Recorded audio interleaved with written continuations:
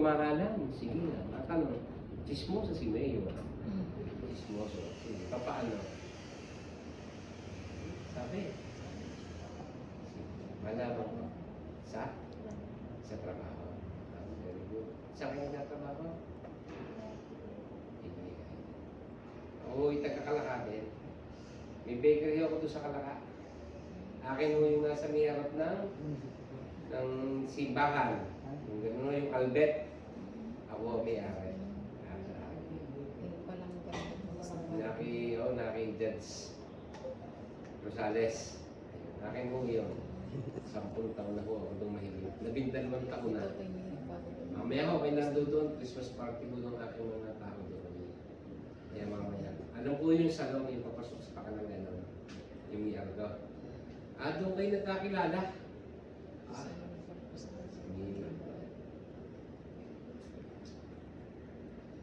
Kalaka, Library, Taan, Santa Teresita, Alitagtag, Cuenca. Ang haba ng busisi. At nakarating din sa Cuenca. Talagang magaganda ang taga-Cuenca. Kahapon ay dumayo sa amin, taga-Kalamba. Sabi niya ba? Talagang may pagmalaki ko, dinadayo mga taga-Cuenca. Pero anyway, sa inyo, Rosel at Charina, ilang buwan na. Bukas pala yung anak na. Magaling. Magandang papasko mo. Rosel at Charina. Bago isilang, ipinagkaloob sa kanya ang pagpapakasal. Napaka-barako ka talaga. Ayan. So, ako'y natutuwa dahil bata ka pa kahapon. Iba-iba. Talagang mabilang taga-Dalipit West. Kahapon 3 nga yung ginasali pa, 4 ka. Tatlong taga-Dalipit West. Dumayong taga-Lipa sa Dalipit West. Yun naman daloy, doon na. Magkapit-bahay, sabi, ganyan nga, saan pa ibibigay ang sarap? Hindi sa kapit-bahay.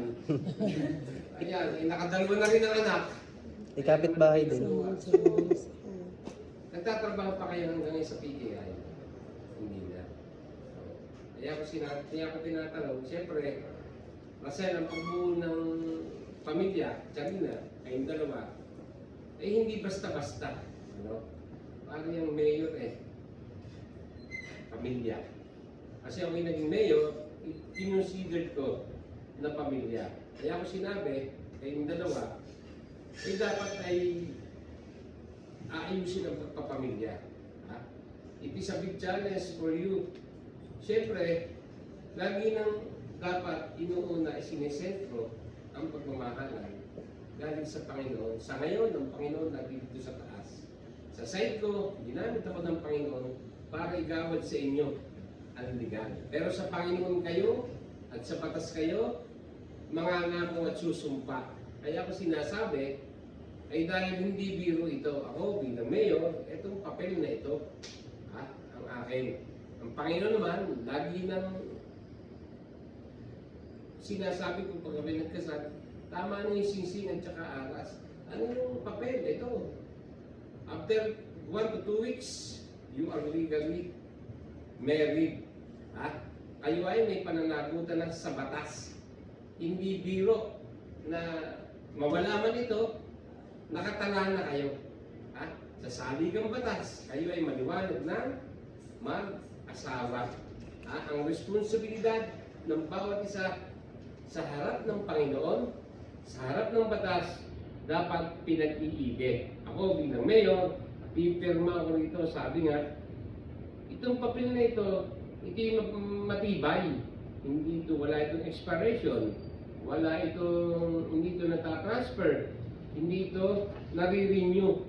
Mawala man ito sa inyong position, kayo ay still nandoon sa batas. Kayo ay mag-asawa.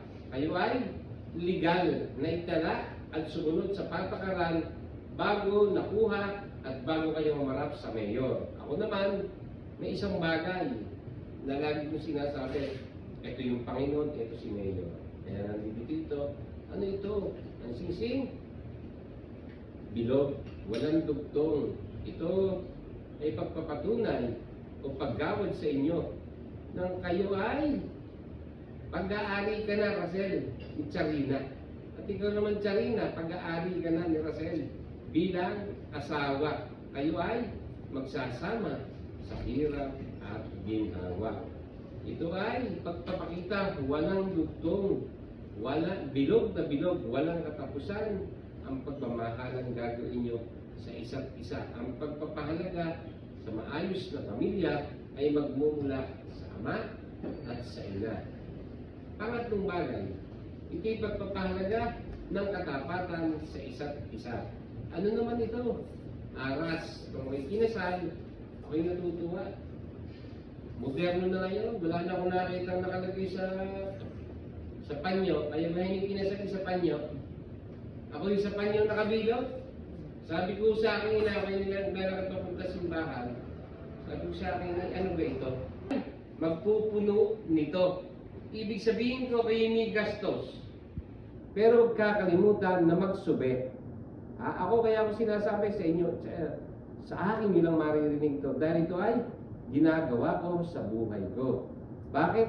Sabi ko sa akin yan ay dadagdagan ko. Hindi ako papayag na kung ano ang meron dyan, mawawala pa ang pagsusumikap ko bilang ama, bilang ina ang aking asawa na magiging anak namin, ay aming pagsusumikapan na kahandaan para sa aming dalawa, hindi lang sa magiging anak. Ang magiging anak, sabi ko, yung tumatapon, yung hindi napapalagay dito. Bakit?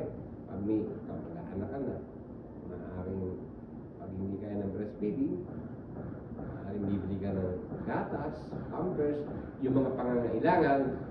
Dapat pagsusumikap, ikaw na sir, may pagkakataong magsumikap ka pa para hindi ay may makita ng magiging sube.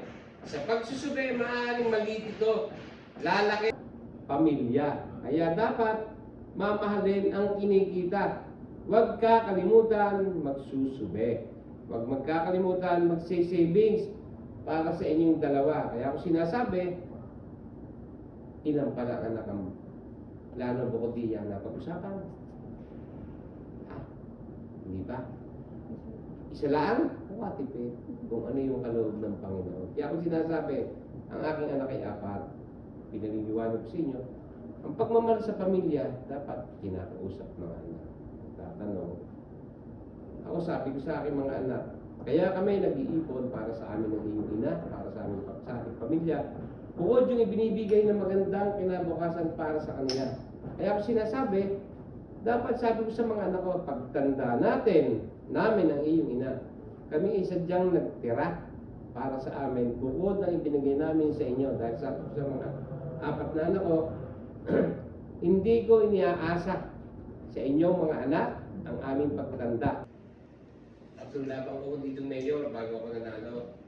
Tagal ko nakapuno sa pangalawa. Sa pangatlong pagkakataon, nakapuno ako. Isinaling ko sa pangatlo, hindi ko alam kung mapupuno ko. Ibig sabihin na edad. Dahil sabi ko nga sa mga anak ko, tanging kalinga at pagmamahal ang huwag niyong ipagkakait sa amin ng iyong ina. Kami ay sadyang naghanda. Kaya ako sinasabi sa inyo, paghandaan din ninyo, maganda't bata pa kayo. Habang bata pa, pinaghahandaan din ang magandang kinabukasan ng mga anak at ang pagtanda. Dahil sabi ko nga, sa pagtanda, hindi namin ibinigay sa kanila o inaasa ang aming kinabukasan. Tanging pagkakalinga at pagmamahal. Sabi ko, huwag niyong kakalimutan magmahal sa magulang. Ayun, dalawa.